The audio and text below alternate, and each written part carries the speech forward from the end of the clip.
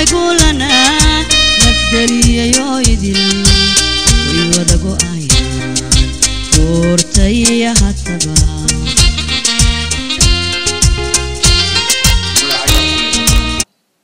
فيصل حسن جامع waxaan dhashay sanadii 1968 waxaan ku dhashay tuulo yar runtii oo la yiraahdo Balcalale waxaana laga xukumaa gobolka waqooyi galbeed gaar ahaan gobolka Togdheer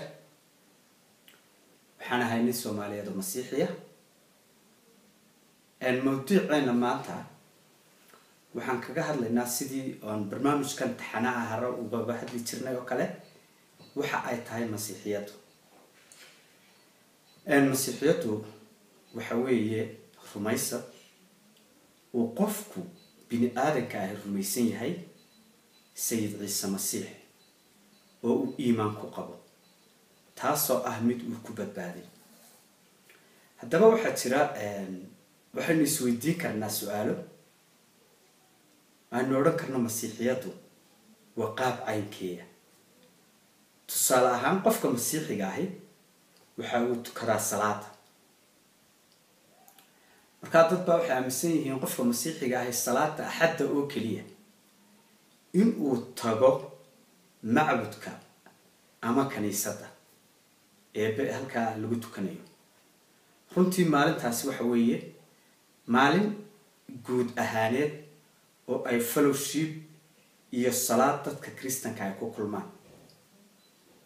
hasa ahaatee Masiixiyiintu waxay tukadaan xilli kasta kitaabka Ilaahay waxa ku qoran in aan hakad la'aan tukano anigu waxaan tukan karaa aroortii markaan kaco waxaan ugu horeeyaan qabtaa waxa weeye intaanan waxba cunin intaanan program kala gelin inaan Ilaahay horta mahadiyo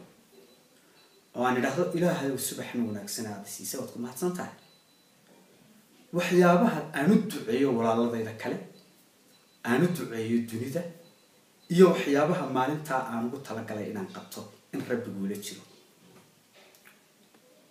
inta doona qofku tukan karaa salaada uu dheeraan kartaa qaar baa ragga xoogan xitaa saacad baa ay tukadaan laakiin inaan saaxiib nahay oo Masiixiya runtii aan jeclaa wuxuu yiri 30 daqiiqo tukada marka Masiixiyiintu salaadoodu waa caynka xilligay doonaan bay tukadaan wax waqti u go'an oo la oranayo waqtigaana tukanina waqtigaana joojiye ma jirto waxa weeye xilligii maskaxdaada ay ku soo dhacdo ayaa tukanaysaa taasi waa xagga salaada waxa kale oo aan rabay bal in aan eego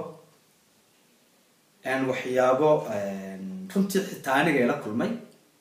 walaalaha Masiixiyiinta Soomaaliyeedna la kulma qofka Soomaaliga ahi marka uu Masiixiga noqdo dadku waxay weydiiyaan runtii aniga bay igu wareeriyeen war horta kaniisadda imsa lacag qaadataa sida xaqiiqadu tahayna kaniisadda marka aniga waxay soo galaan anaageeya waxa weeye kitaabka Bible-ka ayaa waxay ku qoran tahay 10% Rabbiga ayaa iska leh wixii ku soo gala 10% Rabbiga ayaa leh 10ka waxa lagu qabtaa adeega dadka masaakiinta ah waxa lagu qabtaa dadka dhibaataysan waxa lagu caawiyaa dadka barakacay waxa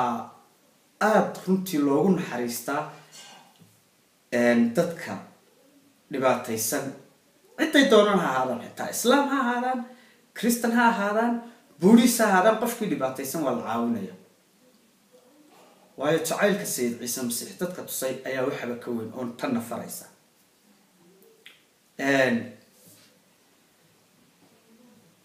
dhalinyaro badan oo Soomaaliyeed ayaa igu tiraahdaa war Faysal ha bal maanta Kenya intii aad kaniisadda ka soo qaaday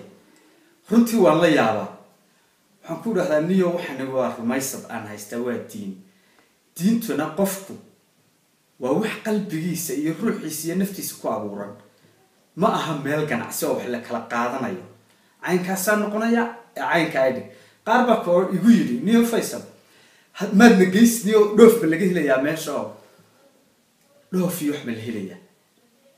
أنا حنو شغلي أنا أقول لبعض سنة بقى ما ندوفين ميل لما تيجي نكاولا الكود اللي تسوقنا مكارنتي عندك هو إن الفهمان رميصتك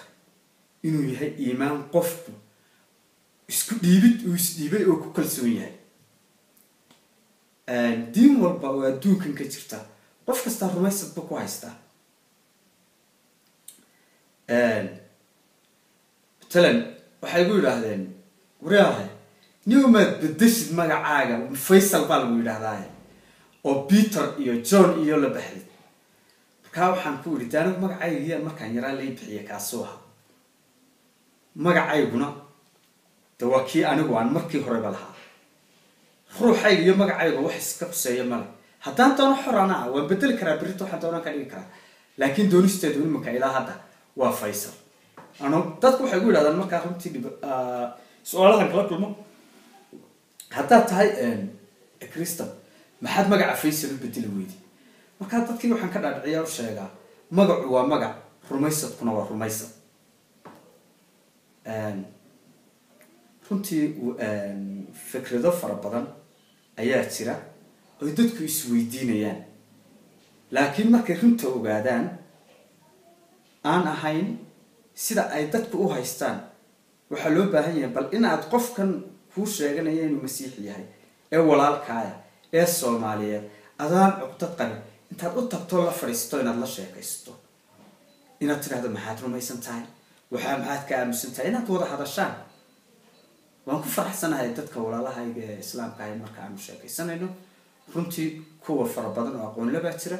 oo nisfahno barnaamijkayga maanta waxaan ku soo gaabinayaa intaas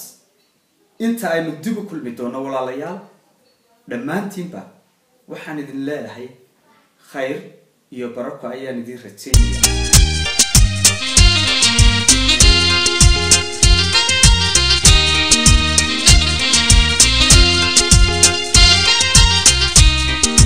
يريدو